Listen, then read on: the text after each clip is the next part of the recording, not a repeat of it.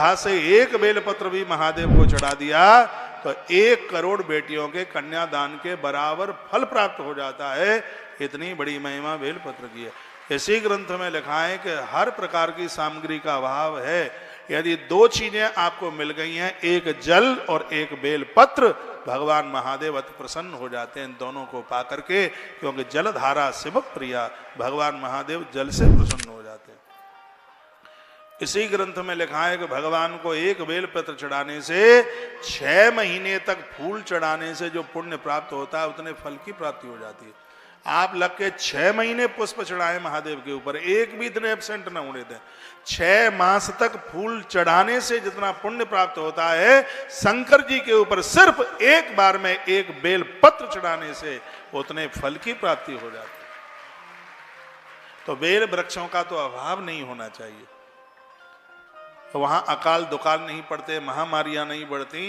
जिन क्षेत्रों में, परिक्षेत्रों में बेल के, पीपल के, नीम के ये वृक्ष होते हैं, इनको बड़ा पावन वृक्ष माना गया। तो आगे क्या लिखा गया, महादेव स्वरूपो हम बिल्वोदैरपिस्पतः, कहा बेल वृक्ष साक्षात महादेव का रूप है। बेल की जड़ों में स्वयं भगवान भोलेनाथ बैठे हुए। यथा कचित ददे तस्य महिमा ज्ञायते कथम, स्वयं विदाता ब्रह्मा भी, सुख से शारदा भी बेल की महिमा को पूरा नहीं गा सकते। इतना बड़ा मातम है। आपका ध्यान इधर हो, इधर देखिए। पुण्य तीर्थानि यावन्ति लोकेषु प्रतितन्यपि, धरती के जितने तीर्थ हैं, ग्रंथों में 68 करोड़ तीर्थों का वर्णन किया है।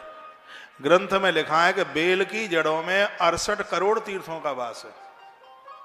और जो बेल की जड़ों में 1 लोटा जल चढ़ा देते हैं, तत्काल उन्हें 68 करोड़ तीर्थों की यात्रा करने का फल प्राप्त हो जाता है। ये बेल वृक्ष की जड़ों में 1 लुटिया जल चढ़ाने का मातम है।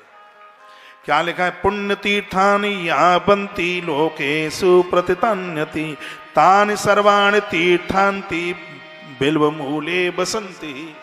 मृत्यु लोक के, पाताल लोक के और ऊपर के लोक के जितने तीर्थ हैं वो सब बेल वृक्ष की जड़ों में वास करते हैं।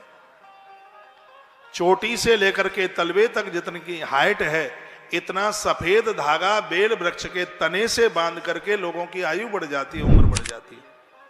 उनकी अकाल मृत्यु की जो घटना है वो समाप्त हो जाती है। इतना बड़ा महत्व है। बिल्वमूले महादेवम लिंग रूपेण भव्यम, भगवान महादेव का शिवलिंग बेल वृक्ष की जड़ों में होता ही है। यह पूजयत पुण्यात्मा सशिवम प्राप्नुया ध्रुवम, ये भगवान महादेव गारंटी के साथ कहते हैं। वो कहते हैं जिसने बेल वृक्ष की पूजा करी है उसकी मौत बिगड़ती नहीं है, उसको सायुज मुक्ति में दे ही देता हूं, क्योंकि मृत्यु का डिपार्टमेंट मेरे हाथ में है। ये भगवान शंकर कहते हैं। परसों के दिन में बोल रहा था, आप किसी भी देवी देवता के भक्त हैं, लेकिन अंत में महादेव की ही देहली पर जाना पड़ेगा, क्योंकि शमशान जाएंगे सब, और शमशान में रहने वाले भगवान शंकर हैं। मृत्यु का डिपार्टमेंट विभाग भोलेनाथ के हाथ में।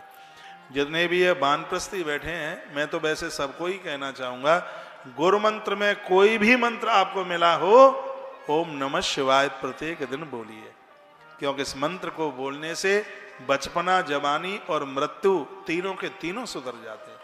धरती, आकाश, जल, अग्नि, वायु सबको प्रकट करने वाला ये दिव्य मंत्र है।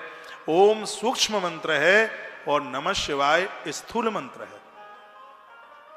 इसका व्याख्यान अभी आप सुनेंगे, बड़ी अद्भुत बातें कही गई। आगे का श्लोक में बोलूं, एतस्य बिल्वमूलस्तात् थालबालमनुत्तमं जलाकुलम महादेवो दृष्ट्वा तुष्टो भवेत्लम। बेलपत्र के मूल में बने हुए उत्तम थाला, जिसको क्या बोल देंगे, थाला यानी उसमें घरुआ सा बना दिया जाता है। यदि उसमें कोई जल से उसको भर दे तो इससे भगवान शिव अत्यंत प्रसन्न हो जाते। बेल वृक्ष के नीचे थाला यानी उसको एक गमला टाइप का मिट्टी की रोक लगा करके फिर उसको पानी से भर दें। लिखा है जनाकुलम महादेवो दृष्ट्वा तुष्टो भवितलम। शंकर जी तो ये कहते हैं कि वो लोग मुझे गणेश और कार्तिकेय की तरह प्रिय हो जाते हैं जो बिल्व वृक्ष में जल चढ़ाते हैं, जल सींचते हैं। इतना जल कि जल भरा रहे उसमें, इतना पानी उसमें चढ़ा दें। इस बिल वृक्ष के मूल में बने हुए उत्तम थाले को जो जल से भर देता है, उसके ऊपर मेरी दृष्टि जरूर पहुंचती है। जो व्यक्ति गंध फूल इत्यादि से बेल वृक्ष के मूल का, जड़ों का पूजन करता है, वह शिवलोक को प्राप्त होता है। पूजिएत बिल मूलम यो गंध पुष्पाद भिन्न रही। रोली मोली चंदन कलावा दिया, इससे जो पूजा करे, कहते हैं कि उन्हें संतान सुख की अभिवृद्धि होती है। 100 बातों की एक बात है, जिनके बच्चे माता पिता को, मम्मी पापा को छोड़ के जा रहे हैं, ठीक से बातचीत भी नहीं करते, आपसे बात भी नहीं करते, आपके हाल चाल भी नहीं लेते, तो बेल वृक्ष की जड़ों में रोली गंध चंदन इत्यादि से 1 लोटा जल चढ़ाकर बेल वृक्ष का यदि पूजन किया जाए तो बेटा और बहू तुमसे कभी अलग नहीं जा पाएंगे। ये प्रभाव बेल वृक्ष का है। और मैं अपनी तरफ से कुछ नहीं बोल रहा हूं, मैं तो श्लोक का व्याख्यान कर रहा हूं। वर्णन है, लिखा है कि शिवलोक ममामृति संतति वर्धते सुखम। संतान का उत्कर्ष नहीं हो रहा है, उन्हें व्यापार नहीं मिल रहा, नौकरी नहीं मिल रही है, तो उन बच्चों के निमित्त आप भी बेल वृक्ष की जड़ों में 1 लोटा जल चढ़ा करके इस बेल वृक्ष की 40 दिन आप पूजा कीजिएगा, एब्सेंट मत कीजिए, समाधान हो जाएगा। बेल वृक्ष इतना वंदनीय है, इतना पूजनीय है।